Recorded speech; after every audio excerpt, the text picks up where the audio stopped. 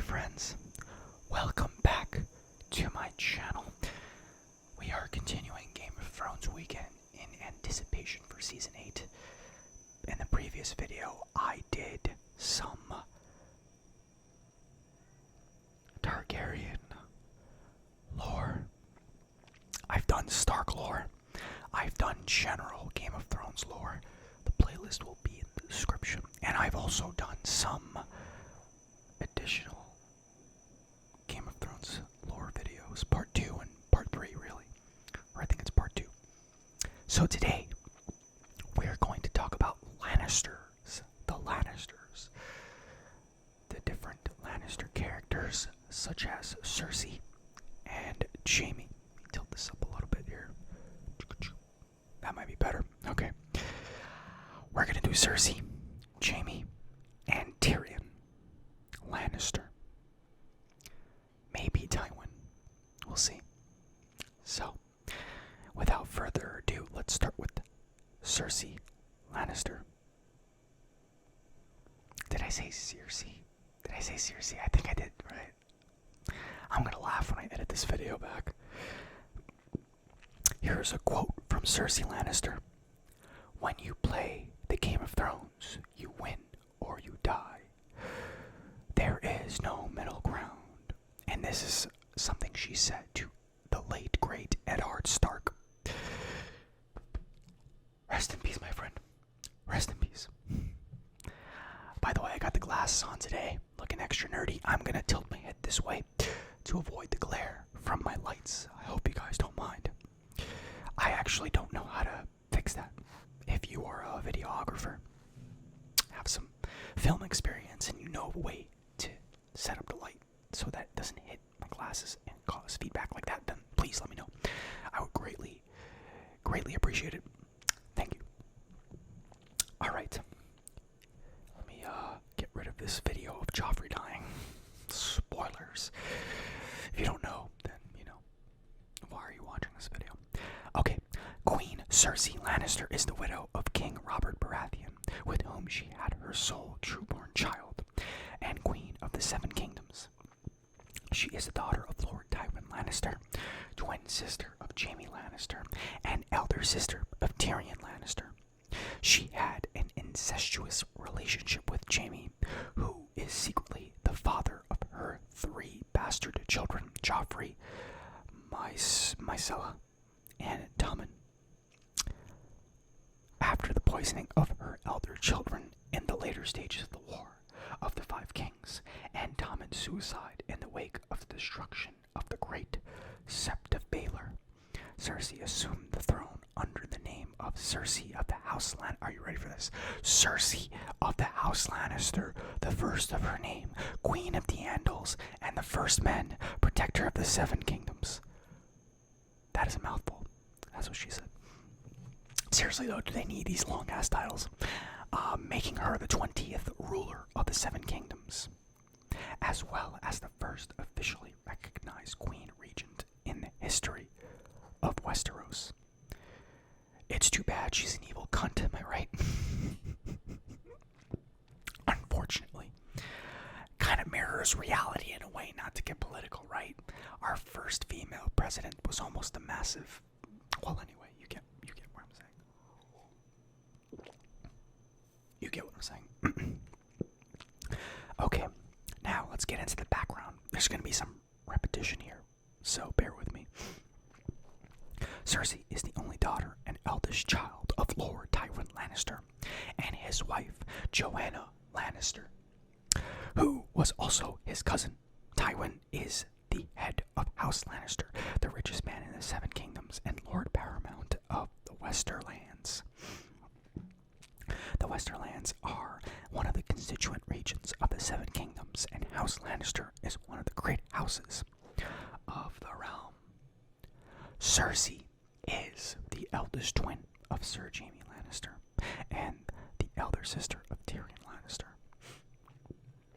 She was raised in privilege in the family seat of Casterly Rock. She is known for her great beauty. Cersei's mother died when she was 4 years old, after giving birth to her son, her younger brother Tyrion. it would be weird, right? But you never know. Like, I don't know how that would make sense, but they would find a way. Like her father, Cersei has always blamed Tyrion for her mother's death and deeply resents that her mother died so that Tyrion will be brought into the world. As for Cersei's father, Tywin, he was constantly away from home during her childhood and teenage years, serving as hand of the king at the capital, with only infrequent visits back to his seat at Casterly Rock. Coupled with the death of her mother, this meant that Cersei and her two brothers were primarily raised by servants attached to House Lannister. She began an incestuous relationship with Jaime in her youth, which was continued despite her marriage. While Cersei has had other partners, Jaime has always kept himself strictly for her. There's a big storyline in the background, kind of the Game of Thrones, of Jaime and Cersei, and how Jaime is slowly turning away from his sister. If you can tell that he's kind of like beginning to realize how insane she actually is. Up until now, he's kind of been under her thumb, and I think he's finally starting to realize that, yeah, she's kind of evil, and I might need to like step away from this. When she was about 15, Cersei and her friend Melara visited Maggie, a woods witch and reputed fortune teller, dwelling in a hut deep in a forest close to Casterly Rock. Melara was reluctant, but Cersei convinced her to go, after rudely awakening her and insisting on having her future foretold. Maggie tasted a drop of her blood and revealed to Cersei she wouldn't marry the prince, but the king. And while the king would have 20 children, she would bear only 3 children who will wear golden crowns as well as golden shrouds. Finally, she revealed to Cersei that although she would indeed be queen, she would be cast down by another, younger and more beautiful queen. At the end of the Civil War, which ended the reign of House Targaryen, Cersei was married to King Robert Baratheon, a political marriage Robert agreed to in thanks for her father's last-minute alliance. She was only 19 when she married Robert and became queen.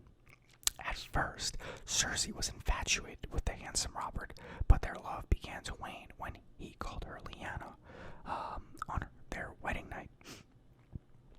She nevertheless bore Robert a son, who died shortly after his birth.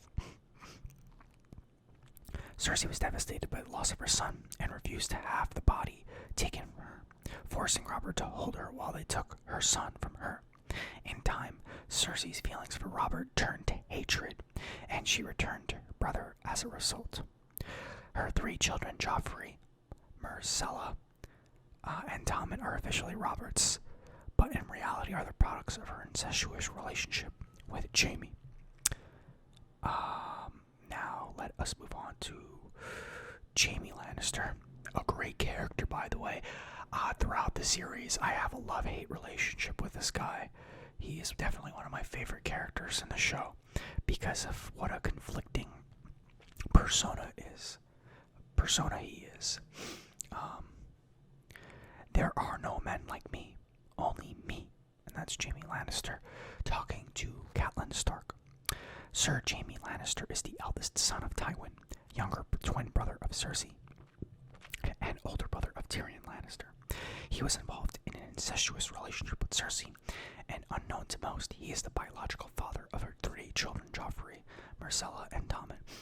Jaime previously served in the King's Guard of Aerys Targaryen, known as the Mad King, before infamously backstabbing him during the sack of King's Landing, earning Jaime the nickname of the Kingslayer. He continued to serve in the King's Guard of Robert Baratheon, and as Lord Commander for Robert's alleged sons, Joffrey and Tommen. However, a confrontation with Fate of 7 led to his dismissal from the Sworn Order. With Cersei's ascension to the Iron Throne, and in light of the death of their uncle, Sir Kevan Lannister, Jaime was appointed as the new commander of the Lannister armies. However, he left his position to honor and help the North face the White Walkers after he learned that Cersei and Euron Greyjoy plot to dishonor the truce between the Iron Throne and the House of Targaryen and House Stark. And this is kind of where we get into that split that I was talking about. Jaime is the eldest son of Joanna Lannister and Lord Tywin Lannister. Tywin is the head of House Lannister, the richest man in Westeros. This is literally repeating the same thing, so I'm going to skip around here. Jaime had great difficulty learning to read as a child because he transposed letters in his mind. Tywin sat with him through 4 hours a day, practicing until he learned. Jaime resented being forced to spend so much time on reading. He's the older brother of Tywin and the twin of Cersei. Due to his place in the King's Guard, Jaime cannot inherit his father's lands or titles, making Tyrion his father's heir, a fact which vexes Tywin. Unlike Cersei and Tywin, Jaime has always treated Tyrion with a degree of love, kindness, and respect. Jaime began an incestuous relationship with Cersei in his youth. At the age of 16, Jaime rose to the rank of knighthood. At the behest of Cersei, he consented to join the King's Guard so that the two of them could be together in King's Landing. I just lost my place because it took me back to the top. 1 second, please. There was a video pop up.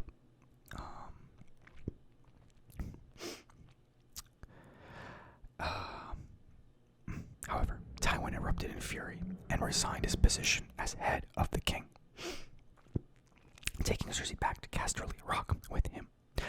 Jaime was appointed to the position by the Mad King, Aerys II Targaryen, during the tourney at Harrenhal. He was then the youngest man ever appointed to its membership. Let me just clear my throat real quick.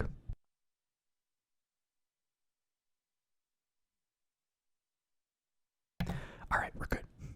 At the conclusion of Robert's rebellion, Jaime's father Tywin arrived at the gates of King's Landing, with the main Lannister army pledging his allegiance.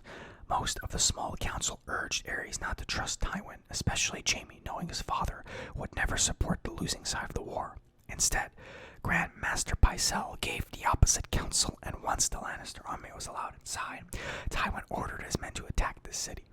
As Lannister soldiers raped and pillaged throughout the city during the sack of King's Landing, King Aerys remained holed up inside the Red Keep for hours, maniacally repeating the order to burn them all. Despite being sworn by the holiest oaths to protect the king as a member of the King's Guard, Jaime ultimately turned his own sword on Aerys, slaying him at the foot of the Iron Throne itself. For this infamous act, he is known throughout the Seven Kingdoms as the Kingslayer, to his irritation, even though I think it's a pretty badass name. Jaime has always refused to discuss precisely what happened the day he slew the Mad King, and thus his true motivations and what plans Aerys had for King's Landing were never revealed. On one occasion, he confides the truth to Brienne of Tarth. Aerys' final orders were for Jaime to kill his father and to burn the entire city and its inhabitants with wildfire. Unwilling to let that happen, Jaime killed him, and in doing so actually saved thousands of innocent lives. He adds that the Honorable Ned Stark judged him guilty on the spot without giving Jaime a chance to explain. He was forgiven for breaking his vows by King Robert Baratheon and permitted to remain in the King's Guard as part of Robert's alliance with House Lannister, along with the marriage of Jaime's twin sister Cersei to Robert. In addition to the slaying of the Mad King, Jaime is known for his handsome looks, arrogant demeanor, and his superior, incredible fighting skills, and for his superb martial skills. He is so skilled and great with a sword that he claims that there are only 3 men in the Seven Kingdoms who may have a chance at beating him in a fair duel. Only 3. Wait, who are they, though? I actually don't know. Is one of them Ned Stark? I'm actually not sure. Okay, so we did Cersei, we did Jaime. Now we're going to do Tyrion Lannister, a personal favorite of mine as well. And I'm sure he's a favorite of you guys as well. Okay, Tyrion at his trial falsely accused of killing his nephew King Joffrey, and he said, "The laws of gods and men." That's it. Lord Tyrion Lannister is the youngest child of Lord Tywin and the younger brother of Cersei and Jaime. A dwarf, he uses his wit and intellect to overcome the prejudices he faces. His abduction by Catelyn Stark for a crime he did not commit serves as one of the catalysts of the War of the Five Kings. After escaping his captors, Tyrion is appointed by his father as acting hand of the king to Joffrey Baratheon, and successfully defends King's Landing against Stannis Baratheon at the Battle of Blackwater, after which he is stripped of his power, demoted to Master of Coin, and eventually framed for Joffrey's murder. After his champion Oberyn Martell dies in Tyrion's trial by combat, Tyrion flees to Essos with help from Jaime and Varys after murdering his father. In the east, he is captured by Jorah Mormont and taken to Daenerys Targaryen and Meereen, whom Varys had intended for Tyrion to meet anyway. Daenerys decides to enlist his help in reclaiming the Iron Throne. For his loyalty and service, Tyrion is named Hand of the Queen to Daenerys before they set sail for Westeros. Why I burped there? I'm sorry. Inappropriate.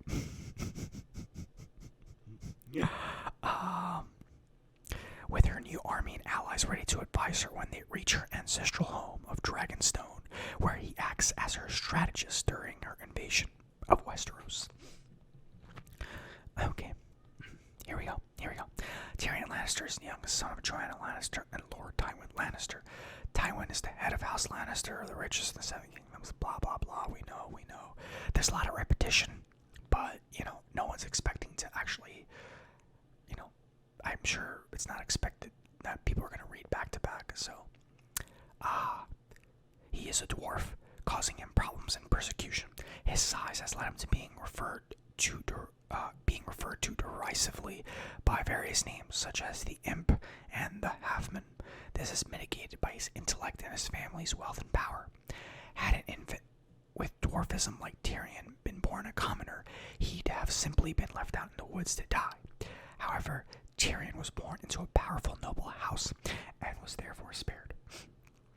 Even though his father doesn't think much of him, he has had the benefits of being raised with wealth and education, and is expected to lead his life as a credit to the Lannister name.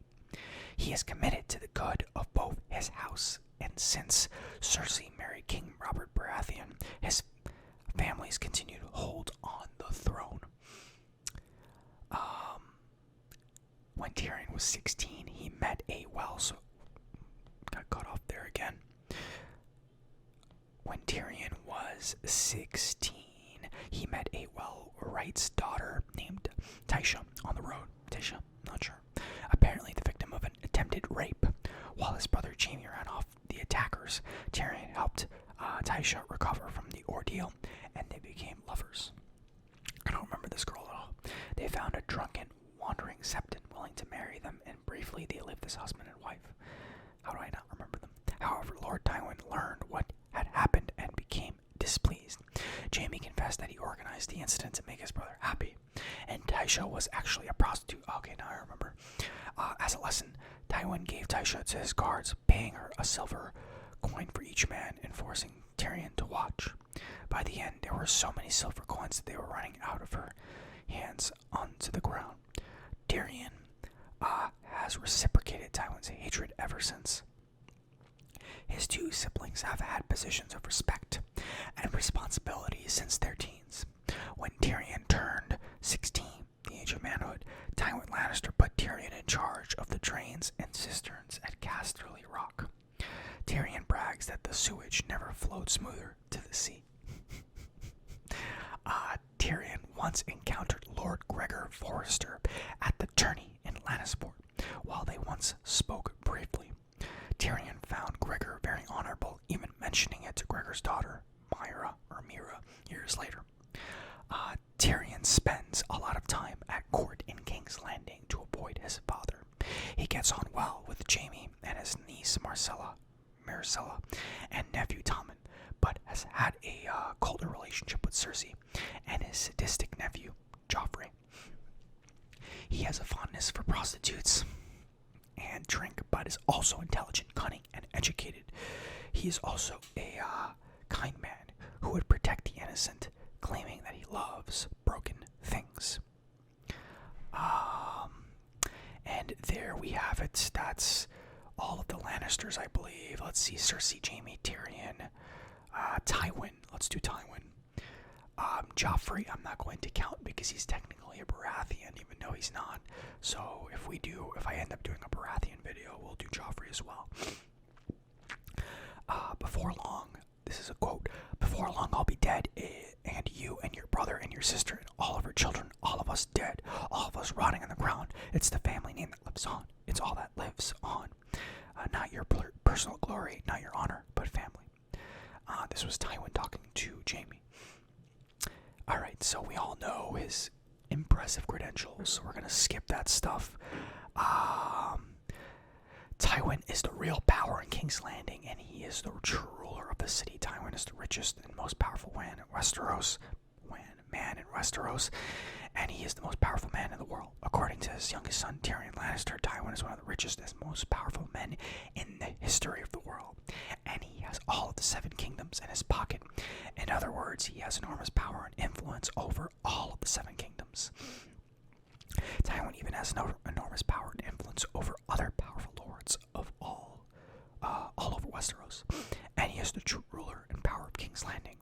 And despite the fact that he is not the king, he rules King's Landing and the Westerlands with an iron fist, and has power and influence over the king himself. The Westerlands are one of the constituent regions of the 7 kingdoms, and House Lannister is one of the great houses of the realm.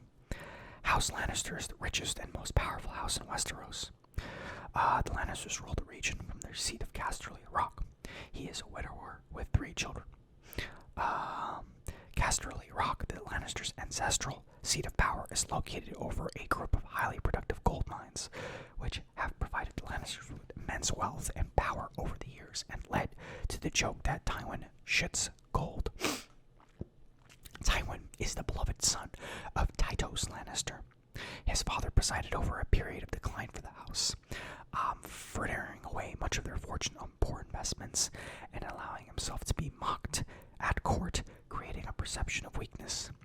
Their vassals, House Reign of Castamere, rebelled against Lord Tytos, and Tywin put down the rebellion personally, extinguishing their house and reestablishing the fears and reputation of House Lannister. His ruthless destruction of House Reign was immortalized in the song The Reigns of Castamere, and gave darker meaning to the common phrase, a Lannister always pays his debts, which originally referred solely to the Lannisters' vast fortune.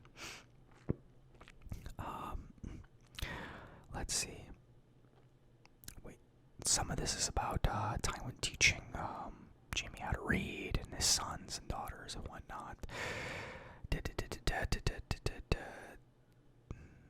Yeah, we know this. This is about what he did with the prostitute. A highly capable administrator, Tywin served as hand of the king to Aerys II Targaryen for 20 years until the Mad King, driven by envy and distrust, rejected Tywin's proposal to marry his daughter Cersei to Prince Rhaegar, and made his son Jaime a member of Kingsguard.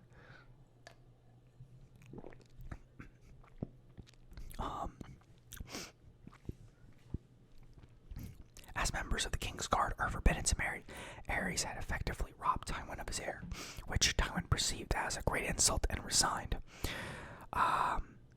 During Robert's rebellion, Tywin remained neutral, answering neither the summons of the king nor the calls from the rebels until the Battle of Trident, after which it became clear that the rebels would win. Tywin marched with the full power of Casterly Rock to the capital, feigning that he had come to defend it from the rebellion. Aerys' advisors urged the king not to trust Tywin, and even Jaime Lannister, who knew his father would never back the losing side in a war. And then we know he walked in, sacked the city, and then we have the slaying of the king. So that happened there. Where is the part about his death, though? Let's have it here. Cersei gave birth to 3 children. What else? Tywin Tywin is close to his younger brother, Kevin probably, who is his chief advisor. Kevin's son, Lancel, was King Robert's squire. Many secretly believe Lancel gave Robert too much wine during his fatal hunt on Cersei's orders. Seems pretty reasonable to me, I would say. Yeah, and then he dies. We know he dies, but it is broken up into the seasons, which I'm not going to read the seasons because it would take forever, and we watched the show, so we know it's more of a refresher and background, right? Trying to get to it so I can read about it, but essentially what happens is Tyrion kills him with a crossbow. Where can I find it? Tywin is a very efficient ruler, but he has 4 flaws. First, he always seeks to promote the interests of his house, even at the expense of the realm. For instance, he wouldn't forgive the crown's debt to House Lannister. Second, his methods are overly cruel. He employs extremely brutal warriors like the Mountain and Lorch, gives them a free hand in committing atrocities while fulfilling his orders, and has no qualms about killing small children, infants, or even whole houses. Third, despite that, he believes that family is the most important thing to him. He mistreats his children and sees his legacy as more important to him than family. That his house needs as many heirs to build up House Lannister. Fourth, even though Tywin was powerful and respected, his power was only built on fear, which made his house vulnerable after his death. Yeah. There you go. Yeah, and eventually he gets killed by his own son, who kills him with a crossbow while he's taking a shit. So, talk about having a very dignified ending for a very dignified man. Honestly, he's the least favorite of the Lannisters for me. I dislike him even more than Cersei. He's a little cunt. What else can I say? So I'm glad he's dead. Good riddance. But yeah, thank you, my friends, for tuning to this video. I may get another one up before the premiere on Sunday. I will let you guys know through the community tool. I have access to it now. I've posted a couple of times, so look out for that. I'll make an announcement as to where I am, and it'll probably be Baratheon's if I do it. So I will keep you updated on that. But as always, my friends, thank you for tuning in. Keep on doing your thing, and as always, I will see you. I said it twice, didn't I? I will see you in the next video. Have a good night. Take care.